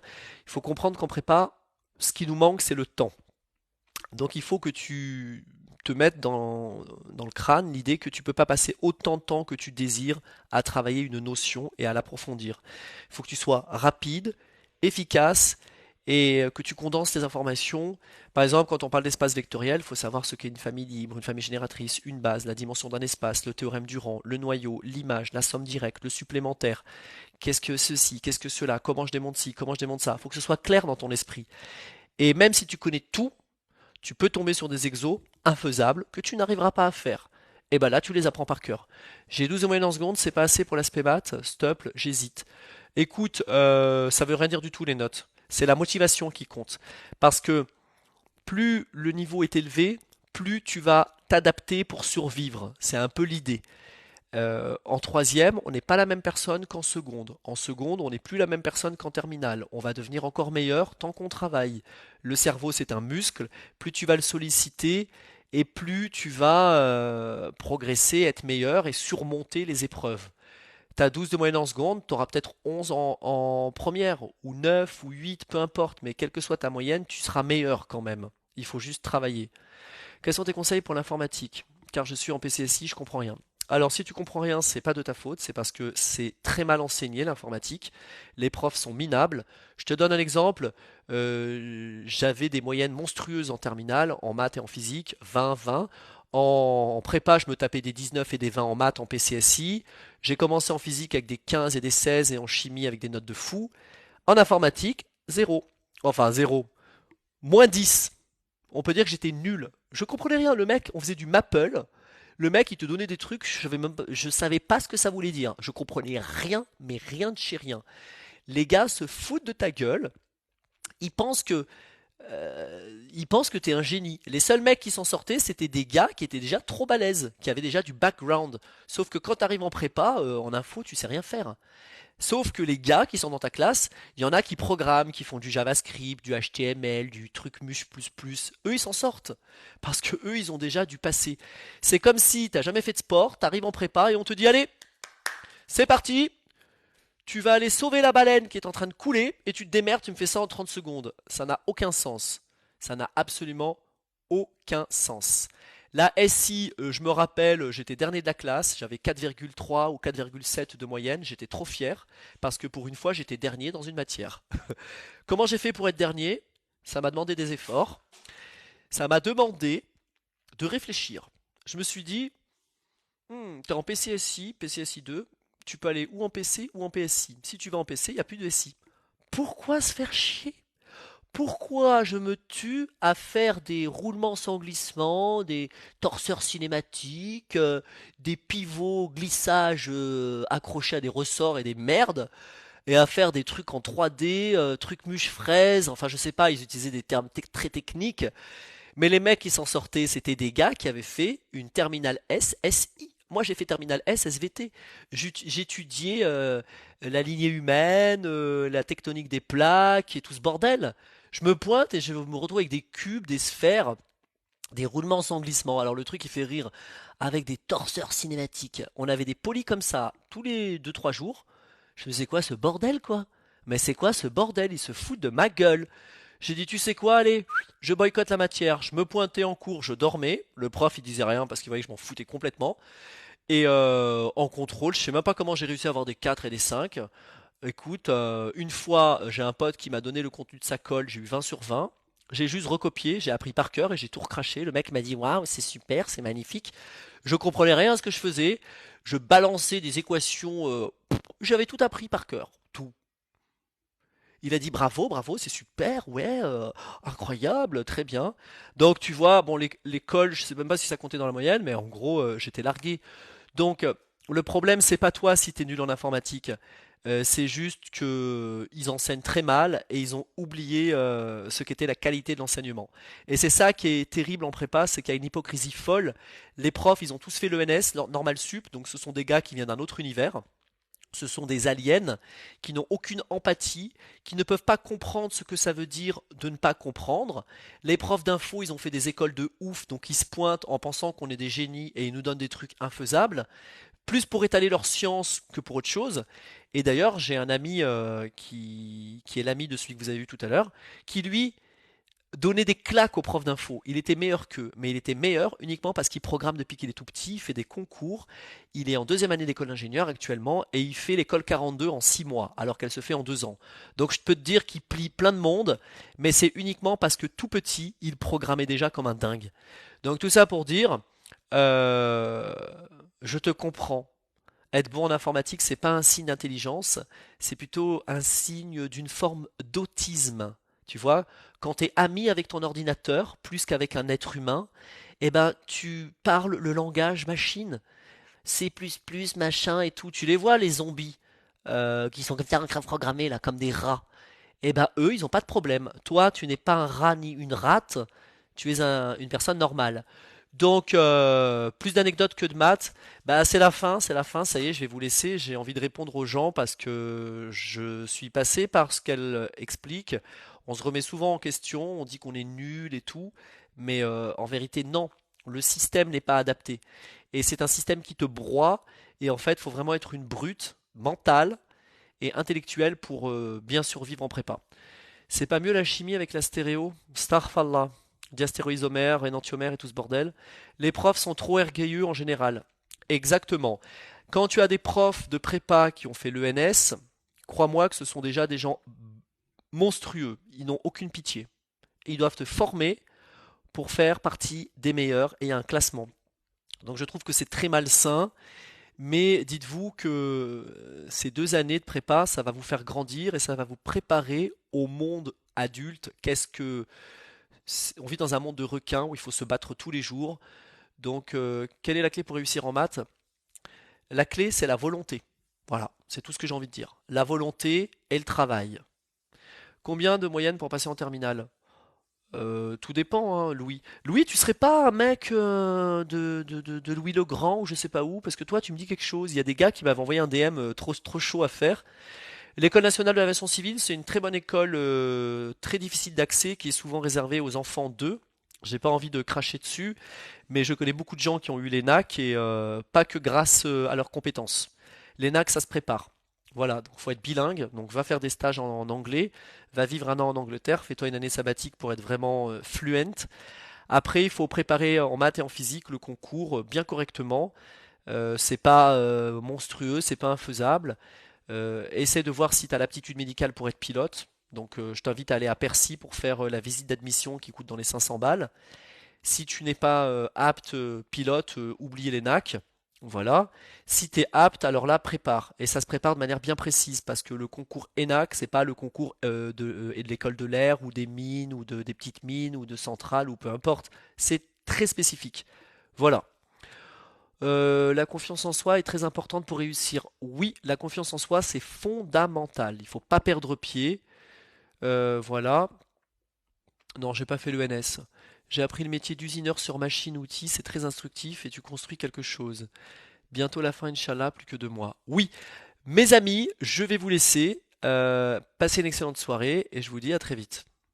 Allez, je vous laisse quitter le live, ça me fait mal au cœur de partir quand il y a 150 personnes, mais j'ai des invités qui se sont invités chez moi et je vais les inviter au resto. On va aller manger ensemble. Donc voilà, je vous laisse quitter. De rien, merci Amine BL83, bisous beau gosse, merci Murat. Assalamu alaikum Echi, super coach en maths. Hey! Super coach en maths, je le kiffe, il me fait trop rire. Bah super coach en maths, c'est le meilleur coach en maths, c'est le Zlatan des maths. Tu vois que je regarde tes vidéos, il me fait trop rire. Il est trop fort. Bah tu vois, lui par exemple, il a une très bonne confiance en lui. Voilà. Ils m'ont précède message, restez. Non, je peux pas, il faut que j'y aille, c'est pas Kenzie. Super coach en maths, merci. De rien, Zlatan. Le Zlatan des maths, il est connecté là. Bah, il en faut. Allez, merci à tous ceux qui se sont abonnés. Passe le salem à Greg, s'il te plaît. Je connais pas la blague, je n'ai pas compris. Vous me dites que c'est une référence, Greg, mais c'est la référence de quel film? De quoi? Je donne des cours particuliers, ouais, mais uniquement en présentiel chez mes étudiants. C'est extrêmement rare que je fasse des cours en visio à des gens que je connais pas parce que c'est pas toujours facile. Je veux un live avec le prof Nian du Sénégal. Ah, je sais pas qui c'est. Je connais pas tous les profs de TikTok, mais quand je vois des personnes qui font des cours, des maths, quel que soit le prof, je suis très content. Je suis très content de voir. Ouais, Zlatan, je déteste le football, j'aime pas les footballeurs. Je trouve qu'ils véhiculent une très très mauvaise image du sport. Ils véhiculent une très mauvaise image de la masculinité. Euh, pour moi, les footballeurs, ce sont des enfants de 8 ans qui ont grandi avec un esprit de con et avec des coupes à la con et je peux pas les blairer en fait. J'ai l'impression d'être devant des prostituées. Je suis vraiment désolé si je brise vos rêves, mais j'ai du mépris pour les footballeurs. Et même s'ils gagnent des millions, pour moi, ça reste des gens pauvres parce qu'ils n'ont aucun raffinement. Aucune élégance, ils sont là avec leur coupe à la queue de cheval, des couleurs. Je les considère comme des gonzesses. Voilà. Ouais, ouais, carrément. Moi, je remets carrément en question leur virilité, leur courage. J'ai beaucoup de mal avec ce genre de sportifs. Ce ne sont pas des sportifs pour moi. C'est ce que je dis, c'est très violent. Je suis anti-foot et j'ai été athlète quand j'étais plus jeune. Et je peux vous dire que je vous parlerai de certains sports qui sont carrément beaucoup plus violents et on n'en parle pas du tout. J'aime pas du tout. Oui, ils courent vite, ok, mais les noirs aussi courent vite, hein, quand ils se font courser par les flics ou les pitbulls, même parfois plus vite. Et je faisais des raids multisports, je faisais des courses de 70 km quand j'avais 20 ans, 22 ans. Je faisais du 6-7 000 mètres de dénivelé avec une cartographie, lecture de cartes, en équipe, avec des filles et des garçons. Et je peux vous dire que quand tu manges pas pendant 15 ou 16 heures, que tu arrives la nuit, que tu es perdu dans la jungle ou je ne sais où, bah c'est pas évident, c'est magnifique. Et tu sais, t'es sûr que tu vas mettre ce live à la fin? Oui, je vais le mettre quand même. Je vais le mettre parce que les gens vont pas aller jusqu'à cette partie-là. Ils vont aller jusqu'à la question 5 et après c'est terminé. Voilà, mais c'est comme ça. Faut que je prenne le temps de discuter avec mes abonnés. Tu es d'où pour donner des cours particuliers? Grenoble, Grenoble, les amis. Voilà, la course d'orientation, c'est wow, amazing, amazing. Il y a ton cerveau qui travaille. Il faut savoir lire une carte avec euh, les lignes de niveau, tous les petits symboles et autres. Voilà. Tu vas te faire bannir de YouTube. Bah pourquoi? Le foot est absolument pas un sport de meuf, vraiment pas. C'est pas dans ce sens en fait. Je trouve que c'est un sport qui est trop dans le m'as-tu vu. Il y a beaucoup de, comment vous dire ça? Je trouve qu'on en fait trop en fait pour le foot. Bon, après, c'est vrai que ça fait rêver les gens. Ça fait rêver les gens et puis bon bah c'est comme ça, c'est la vie, hein. Bon, je vais vous laisser mes amis. C'est parti. Vous êtes plus que 102, c'est parfait. Il y a moins de monde. Heureusement que j'ai dit que je détestais le football, mais au moins je suis honnête. Je ne cherche pas à être quelqu'un d'autre que moi-même. C'est comme ça. Tu penses quoi du concours GPI? Je pense que c'est très bien, que c'est une belle opportunité pour ceux qui n'ont pas envie de morfler en prépa et qui veulent grandir et être dans une école qui est une famille. C'est vraiment, vraiment, vraiment très bien. Avenir, Advent, GPI, tous les concours pour entrer en école de commerce, post-bac ou autre, franchement, c'est très bien. Je vous invite à le faire.